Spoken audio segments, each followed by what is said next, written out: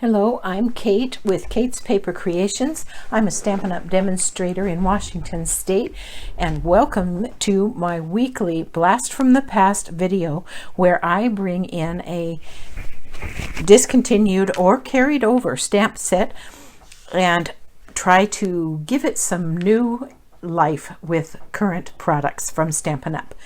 This week I am featuring the lined alphabet stamp set.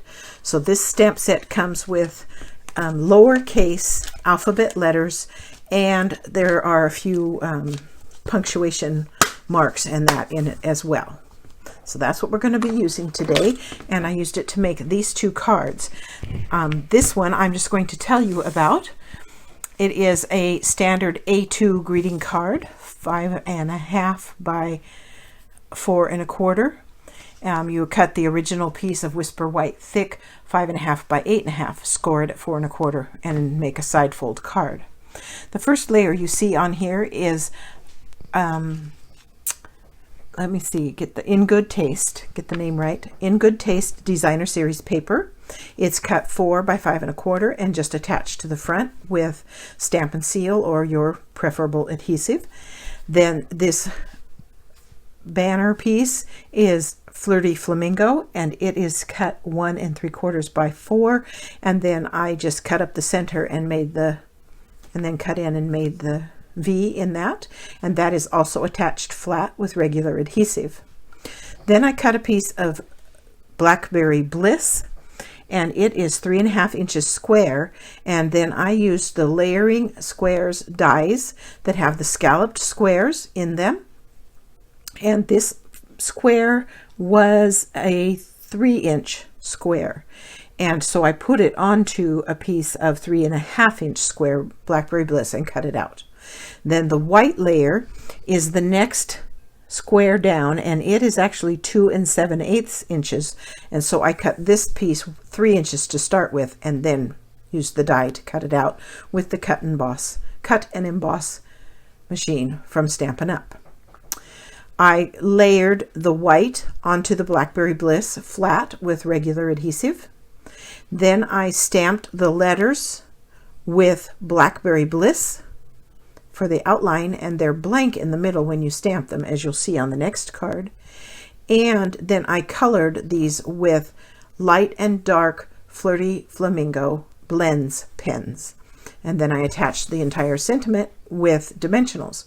And that is that card. So that is one way that you can use these. You can just stamp them on directly onto whatever project you're stamping, or you could stamp them onto a strip and attach that, just for some idea of how to use those particular stamps.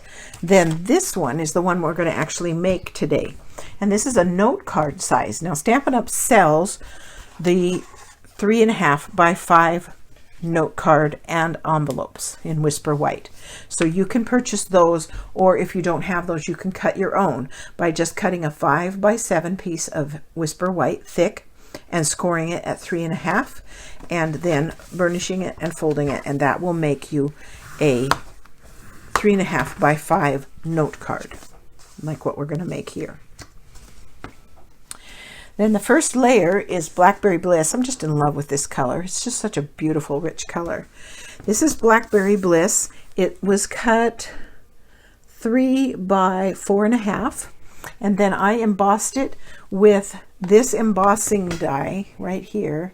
This beautiful die. I don't know if you can really see it, but it's from Meadow Moments, and they're in the regular catalog.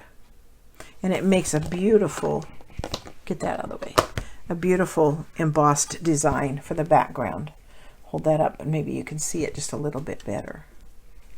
And I'm going to attach it with just regular adhesive.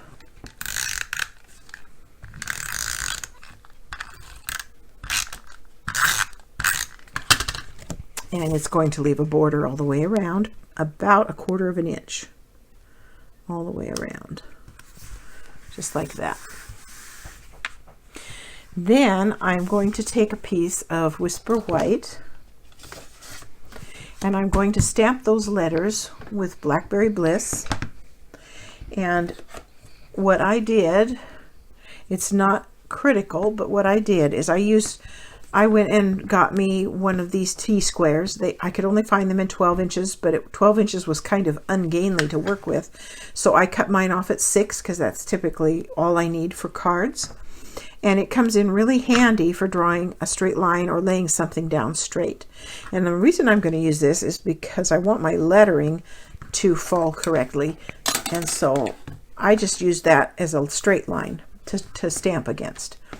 And I'll bring these in and show you what I mean. Stamp here. And I'm going to have to lean in a little. Hopefully I won't get my head in there. There's the H. And I don't have dies for these.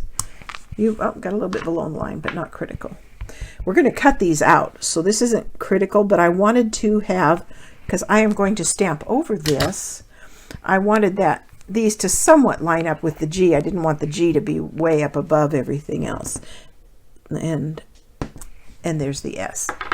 So I did that. Then I took the Field of Flowers stamp set, and I took this image here and these flowers here, and I'm going to stamp the grass with Old Olive, and I'm going to put I'm just going to kind of center it on my lettering, so there'll be a little bit of the H and a little bit of the G that go above and below it, but that's not going to matter. I wanted it to just be on all that lettering as much as I could. Then I'm going to bring in the Magenta Madness and this flower cluster, and I'm going to put some flowers. And I'm really not worried about them being on the right place in the grass so much, as I definitely want some to show up in the on the lettering. So I'm just not really trying to do it. I want it to show up on the lettering. So I'm adding some where it might not normally fall, but it's going to look fine. And I see I don't have any flowers on that U, so I kind of want one there. Okay, so then I stamp the flowers, and then I cut them out. And I'm not going to take the time to do that per se. I'll cut out one and show you what I used. We'll just cut out one here. We'll cut out the H. It's not that hard to cut them out. It doesn't really take that long. And they look really cute when they're done.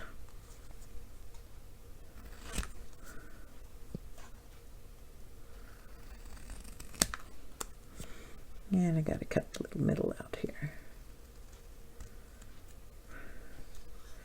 And around we go, and down. And so there's the H. And so that's what I did. I cut out all 4 of the letters. And then this is a trick I learned from a Jennifer McGuire video, where she took, I have a silhouette cameo, and you buy sticky mats to put your paper on when you're cutting. And she took one of those and cut it down to the same size as her Stamparatus, and it has that protective sheet on it. And then you can remove some of the sticky. I did that already. And then you can use it, if you've cut your lettering out, you can use it as the guide to have your lettering be straight. So then you would stick it on here like this, and your letters across, and then you can take a piece of painter's tape or something like that, and again, just want to unsticky it a little bit. So like I stick it to some clothing and peel it up a couple times, because you only want it partially sticky. Then you're going to lay this down over that lettering like this, and then pick it up off of the sheet, and your lettering is going to remain straight across the tape. So it will look like this when you pick it up. And it's a really neat trick. Now you do have to lighten the sticky on this, because you only want just barely sticking, and that way the tape will be able to pick it up. And then once you're done with it, you can just cover it back up and put it back in your drawer. So here's the hugs all ready to go. Now I am going to take and put my adhesive, if I can get the tape to let go of me long enough. I'm going to take my Zig 2-way glue pen, and I am going to put, you can see I started to stamp on the back of this piece and then start it over. That's what those lines are there that you see. So I'm putting some of this Zig 2-way glue pen on here so that I can stick those down. And then here's that tape, and it's going to keep them all straight. I don't have to think about it at all, and I can just lay that down and place it in place. I'm going to let that sit for a minute and dry, and I'm going to bring in the sentiment piece. This is just a 1/2 inch by 2 1/8 inches long. I got the sentiment from Well Said, whenever I'm here for you. I'm going to stamp it with Blackberry Bliss onto this 1/2 inch piece, and I'm going to stay to the right end of it like that, because I want to put a little V right here in this one. And the way I do that is I just cut down from the center like that, and then cut from the corner to that tip of that, and that creates that little flag that I wanted. And then this is going to get attached with a couple of dimensionals, so we'll put those on here.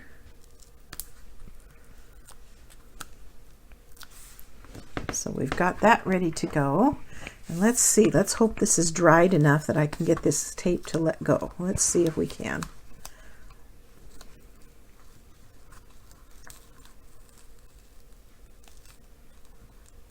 I'm having a little bit of trouble, and I think it's because I didn't de-sticky my tape a little bit. So this is kind of interesting, but I also used this tape before, so some of those marks are from a previous experiment. Now you can see I did get a little bit off from right to left, so you know, that's life. I'm going to see if I can't repair that. And you know, it might be easier. I was just trying to show you something I thought I had learned. But you know, that's part of learning something, is giving it a try, seeing if it works.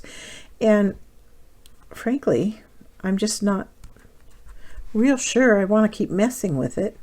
I might. You'll have to try it and let me know what you think. But there, I was able to move those over. They weren't dry enough that I couldn't move them.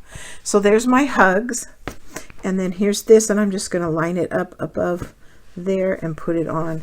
And that's all there is to that. So you'll have to tell me what you think. You'll have to see if you want to give that a lining thing with the sticky mat and that a try. I'm, you know, trial and error. We'll see how it goes. I'd love to hear from you if you give it a try and it works better for you and you have another part of the tip or trick. I'd love to hear from you about that. But for now, there's the card. I appreciate you stopping by. Hope you have a good day.